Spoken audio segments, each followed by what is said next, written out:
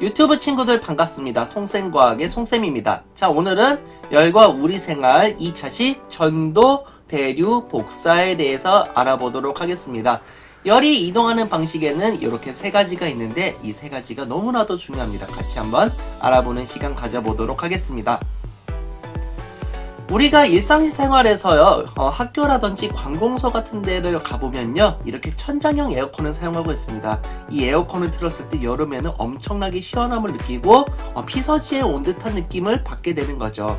하지만 이 에어컨의 성능이 너무 좋다 보니까 난방기구로도 요즘 요게 많이 활용이 되고 있습니다. 하지만 난방기구로서는 아주 좋은 난방기구는 아닙니다. 위에 공기를 따뜻한데 발을 엄청나게 시린 이상한 난방기구가 되는 거죠. 그래서 실제로 이런 난방기구를 사용할 때 요것보다 더 좋은 게 뭐냐면은 이런 라지에이터나 전기장판, 온돌 같은 게 조금 더 좋다고 합니다. 왜 그런지 같이 알아보도록 할 겁니다. 열의 이동 방법에 대해서 생각해 보도록 할 텐데요. 주전자의 아래쪽을 가열하면요, 물이 고루 뜨거워진다고 합니다. 물이 막 끓으면요, 이동하게 되면서 열을 고루고루 퍼뜨리는데 이런 것을 보고 우리는 대류라고 합니다. 그리고 프라이팬으로 소시지를 굽는 것은 프라이팬이 점점 달궈지는 것과 이 달궈진 프라이팬이 소시지로 열을 전달하는 과정을 보고 우리는 전도라고 볼 수 있겠죠. 뜨거운 물이 점점 식는 것은요, 전도 현상이라고 볼 수 있겠습니다. 토스터로 빵을 굽는 것은요, 여기 안에서 뭔가 뜨거운 코일 같은 게 막 뜨거워지는데 토스터에는 닿지는 않는데 토스트가 점점 익고 있죠. 이런 걸 보고 우리는 복사라고 합니다. 난로에 의해서 방 전체가 훈훈해지는 것은 복사, 다리미로 옷을 다리는 것은 직접 접촉을 하기 때문에 전도라고 볼 수 있겠습니다. 그래서 우리는 열의 이동 방법은요, 크게 세 가지, 전도, 대류, 복사로 나뉘어져 있다는 것을 알 수 있죠.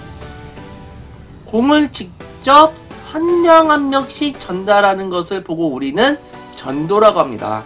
그런데 공을 들고요, 맨 뒤에 있는 학생한테 가서 전달해 주는 걸 보고 우리는 대류, 움직이지 않고 그대로 던져버리는 것을 복사라고 하는 겁니다. 그래서 이 의미에 대해서도 한번 왜 이런 비유를 제가 사용했는지 생각해 보도록 하겠습니다. 자, 오늘의 학습 목표는 열의 이동 방법을 알고 냉난방 기구를 효율적으로 사용하는 방법을 조사하고 토의할 수 있다가 오늘의 학습 목표가 되겠습니다. 자, 그러면 가보도록 하겠습니다. 자, 전도는요, 물질이 이루고 있는 입자의 운동이 이웃한 입자의 차례대로 전달돼서 열이 이동되는 현상입니다. 그래서 충돌이라든지 기타 여러가지 이유로요, 옆에 있는 입자로 점점 열이 전달되는 현상을 보고 우리는 전도라고 하는 겁니다. 그래서 고체 물질을 이루는 곳에서 주로 이루어지는 거고요, 이웃한 입자의 차례대로 열이 이동하는 방법이라는 거예요. 그래서 처음에 가열할 때는 여기가 뜨거워지니까 입자의 운동이 점점 활발해지겠죠. 근데 이 입자의 운동이 활발하면서 생기는 요 에너지가 옆으로 점점 전달이 된다는 겁니다. 이런 관점을 보고 우리는 전도라고 하는 겁니다. 그래서 실제로 알코올 램프를 한번 켜보면요, 이런 식으로 처음에는 여기만 뜨거워졌지만 점점 이 범위가 넓어진다라는 거죠. 그래서 옆에 있던 입자에 이 열 에너지가 전달이 되면서 이동을 하고 있다는 사실을 우리가 확인할 수 있는 겁니다. 그래서 열이 전도되는 정도는 사실 물체마다 다 달라요. 그래서요, 전도가 제일 잘 되는 것은요, 은입니다. 그리고 전도가 제일 안 되는 거는 나무예요. 그래서 우리가 추운 겨울에 벤치에 앉았을 때 철 손잡이를 만질 때는 엄청 차가운데 나무는 그렇게까지 차갑지가 않은 이유도요, 전도가 잘 되는 물질과 잘 안 되는 물질의 차이점이 있기 때문입니다. 열이 전도되는 정도는요, 물질의 종류에 따라 다르다라는 사실을 확인할 수가 있고요, 구리, 철과 같은 금속은요, 열을 잘 전달합니다. 하지만 나무라든지 플라스틱, 면 등의 물질은요, 열을 잘 전달하지 않는다는 사실도 확인할 수 있겠죠. 그래서 전도의 대표적인 예는요, 전기장판입니다. 온도가 높은 전기장판을 이루는 입자의 운동이요, 이웃한 입자의 차례대로 전달돼서 열이 이동하는 거라고 보면 되고요. 그래서 전기장판에 있던 열이 그대로 사람 몸으로 전달이 되는 거죠. 그래서 우리는 전기장판을 들고 아유 뜨겁다 하면서 따뜻한 겨울을 보낼 수가 있는 겁니다. 다리미도 마찬가지예요. 다리미의 열이 옷에 전달이 되는 과정도 전도의 예라고 볼 수 있겠습니다. 청진기를 댔을 때요, 여러분이 어우 차가워 이런 느낌을 받으실 수가 있어요. 청진기가 몸에 닿을 때요, 내 몸에 있던 열이 청진기로 전달이 되면서 차갑게 느껴진다라는 것을 알 수가 있는 거죠. 조리도구도 마찬가지예요. 불로 가열했을 때 프라이팬이 점점 달궈지는 현상. 전도가 잘 되지 않는 플라스틱 소재 같은 경우를 손잡이로 사용해가지고요, 뜨거움을 못 느끼도록 하는 것도 이제 전도의 예라고 보실 수 있겠습니다. 그리고 알루미늄 호일로 감싼 감자나 고구마를 넣고 익히면요, 되게 맛있게 익어지잖아요.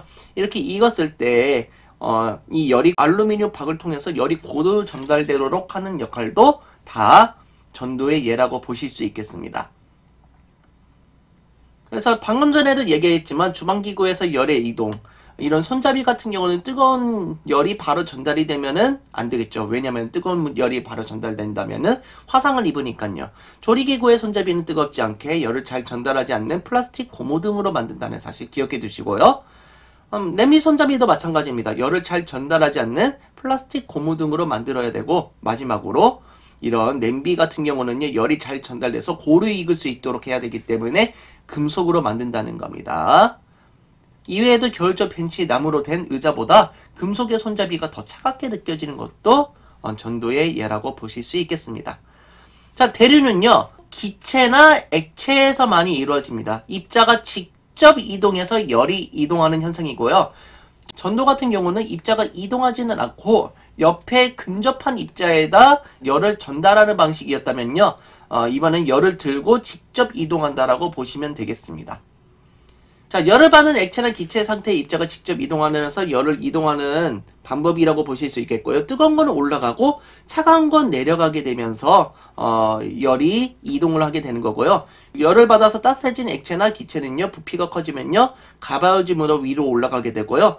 위쪽에서 열을 잃어 식은 액체나 기체의 부피가 작아져서 무거워짐으로 아래쪽으로 이동한다는 거예요. 이런 원리로 대류 현상이 일어난다는 걸 알 수 있고요. 대표적인 게 냉방기입니다. 에어컨에서 차가운 공기는요, 아래쪽으로 내려오고 따뜻한 공기는 위쪽으로 올라옵니다. 그래서 우리가 여름철에는요, 밤바닥에 딱 누워있으면서 에어컨을 틀면요, 엄청나게 시원한 공기가 내 몸으로 들어오는 듯한 느낌이 오는 겁니다. 그래서 공기가, 차가운 공기가 내려오고 뜨거운 공기가 위로 올라가면서 우리가 시원함을 느낄 수 있도록 해주는 게 냉방기고요. 그렇기 때문에 냉방기는 위쪽에다 설치가 되어야 됩니다. 난방기 같은 경우는요, 실내를 난방할 때 바닥에 놓인 난방기를 켜면요, 데워진 공기는 위쪽으로 올라가고 찬 공기는 아래쪽으로 내려와서 실내 전체가 따뜻해지는 겁니다. 그래서 온돌이라든지 전기장판, 이런 방열기 같은 경우는요, 아래에 있어야 되고요. 이렇게 아래에 있어야지 따뜻한 공기가 올라가게 되고요, 차가운 공기는 아래로 내려오게 되면서 전체적으로 실내 전체가 따뜻해진다라는 사실 확인할 수 있겠습니다. 자, 냉난방 기구에서 열의 이동은요, 난방기는요, 아래쪽에 설치를 해야 됩니다. 따뜻한 공기가 위로 올라가면서요, 방 전체가 따뜻해지도록 도와주는 거고요. 자, 냉방기 같은 경우는요, 위쪽에 설치를 해서 차가운 공기가 아래로 내려오면서 방 전체가 시원해지도록 하는 역할을 하게 되는 겁니다. 자, 주전자 같은 경우도 마찬가지였죠. 끓이면은 따뜻했던 물이 위로 올라가면서 차가웠던 물이 아래로 내려오면서 다시 데펴져서 올라가기 때문에 물을 끓일 수가 있다라는 거고요. 복사 같은 경우는요, 물질의 도움 없이 직접 열이 이동하는 현상입니다. 여러분, 불에다 손을 직접 접촉을 했을 경우에는 화상을 입겠죠. 하지만 불 근처에 있으면은 따스함을 느끼게 된다는 겁니다. 불이 직접 와서 내 손에 부딪히지도 않았는데 열을 받는 상황이 나온다는 겁니다. 그래서 물질의 도움 없이 직접 열이 이동하는 현상을 보고 우리는 복사라고 하는 겁니다. 그래서 대체적으로 이런 태양 에너지를 받는 게 대표적이라고 볼 수 있겠어요. 우리가 태양 옆에 바로 붙어 있는 게 아니잖아요. 태양을 막 직접 손으로 짚는 것도 아닌데 우리가 이 열을 받고 생활할 수 있는 것도 태양의 복사 에너지 때문에 일어날 수 있다는 것도 알 수 있습니다. 전기난로가 그래서 대표적이라는 겁니다. 얼굴이 등보다 따뜻해지는 이유가요, 열이 물질의 도움 없이 이렇게 직접 이동하면서 얼굴을 먼저 데폈기 때문에 얼굴이 따스함을 느끼는 겁니다. 하지만 너무 가까이에 붙어 있으면 화상이라든지 불이 붙을 수가 있기 때문에 적정 거리를 준 상태에서 이렇게 전기난로를 이제 사용해야 되고요. 자, 모닥불에서도 따스함을 느낍니다. 그래서 이렇게 불을 지피고요, 이렇게 창을 닫았다 할지라도요, 여기 있던 따스한 열이 손바닥까지 전달이 된다는 겁니다. 이런 것이 복사라고 보실 수 있겠습니다. 전자레인지도 마찬가지예요. 전자레인지에 직접 불을 갖다 대는 것도 아닌데요. 전자레인지에 나오는 열을 이용해 가지고 음식을 데운다는 것도 복사고요. 태양열 또는 조명 같은 경우도 다 복사를 이용하는 겁니다. 그래서 태양열 같은 경우는 이런 식으로 짜자자자자작 내려와 가지고요. 태양 에너지를 이용해서 전기 에너지로 바꿀 수 있도록 도와주는 그 에너지의 원천이 태양의 복사 에너지라고 보실 수가 있겠고요. 전등 같은 경우도 마찬가지예요. 전등도 전등 근처에 있으면 약간의 뜨거움을 느끼게 되는데 이런 것도 다 복사라고 보실 수 있겠습니다. 기권에서 지표로 되돌아오는 열이 증가해서 지구의 평균 기온이 상승하는 지구온난화 현상이 나타납니다. 그래서 복사에 의해서 태양에서 지구로 열이 전달되고요. 지표에서 복사된 열이 다시 기권으로 빠져나가기도 하고요. 이 기권에서 복사된 열이 다시 지표로 돌아오는데 이산화탄소 기체가 쌓이게 되면요. 이렇게 기권에서 복사된 열이 다시 지표로 돌아오는 열이 더 많아지는 겁니다. 그래서 지구의 평균 기온이 높아지게 되면서 수면이 상승하는 효과도 나타나게 되는 거죠. 그래서 불이 전도에 의해서 뜨거워지고요. 대류에 의해서 끓고 있고요. 모닥불 옆에 있으면은 복사가 되어 따뜻하다는 거. 우리가 이 모닥불을 피움으로써 세 가지 일을 동시에 진행하고 있다는 것을 확인할 수가 있죠. 자, 벽난로 주변의 벽을 만져보면요. 열이 전도돼서 뜨거운 겁니다. 그래서 이 전달됐던 열이 벽을 타게 되면서 점점 이동하면서 전도열로 인해서 벽난로 주위에 있는 벽이 뜨거워지는 것을 확인할 수 있고요. 벽난로 앞에 가까이 있으면은 열이 복사가 돼서 따뜻하다는 거. 그리고 마지막으로 벽난로의 열이 대류가 되어서 방 전체에 전달돼서 방 안에 고르게 따뜻해진다라는 겁니다. 그래서 난로를 딱 켰을 때요. 딱 전도만 일어난다. 복사만 일어난다는 게 아니라 이런 것들이 복합적으로 일어나게 된다는 사실 알고 계시면 되겠습니다. 자, 냉난방 기구를 효과적으로 사용하려면 전기장판은 바닥에다 놓고 사용한다. 그리고 대류 현상을 잘 일으키기 위해서 냉방기구는 위쪽에다 설치한다. 그리고 복사열을 이용할 때는 전기 난로를 적정 거리선을 유지하고 사용하는 것이 좋다라는 것을 확인해 두시면 되겠고요. 오늘의 배운 내용 정리해 보겠습니다. 열이 이동하는 방법은 세 가지 있었습니다. 전도, 대류, 복사가 있었다. 냉난방의 효율을 높이기 위해서 에어컨은 집 안에 위쪽에다 설치하고 온풍기는 집 안에 아래쪽에 설치하는 것이 좋다라는 거 기억해 두시기 바랍니다. 자, 고체에서는요 주로 어떤 것이 많이 일어난다? 전도 현상이 많이 일어난다. 액체나 기체에서는 주로 대류 현상이 일어난다는 사실 알 수 있겠습니다.